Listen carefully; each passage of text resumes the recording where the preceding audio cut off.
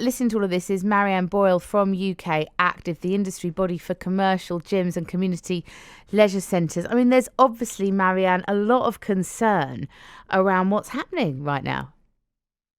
Morning, Alison. Thanks for having me. Yeah, 100%. It's such a challenging situation, and I think just to kind of touch on what Phil was saying there around the type of people that use the pool. So, if you look at Rye Swimming Pool as one sole example, you've got 30,000 people from that local community access that pool every year for swimming sessions. And they teach 285 students a week, and that's their swim school program.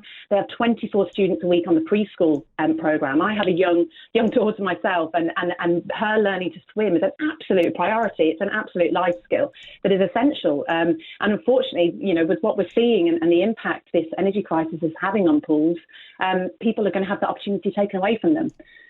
The other element, I mean, you also have to, Phil touched on there about, you said around the mental and physical health benefits of being able to access these facilities. Again, Rice Swimming Pool, they work with the local charity, the Parchment Trust, multiple groups with autism, learning and physical disabilities rely on using these facilities and these services.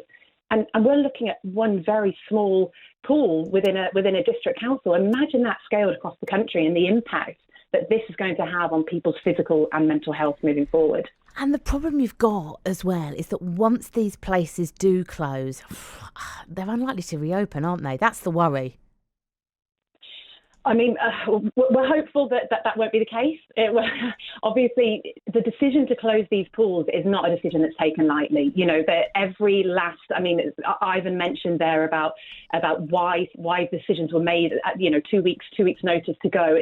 It's not something they will have looked at every last opportunity, every solution they can take to try and keep these facilities and these pools open. But unfortunately, for a lot of these organisations, hands are tied, and it goes back to the fact that the energy bill relief scheme just doesn't do enough for these sectors that are high consumers of energy and have the low profit margins that we've just talked about. Not-for-profit organisations who are delivering public services with profit margins of 1% to 2% that have already been impacted by COVID.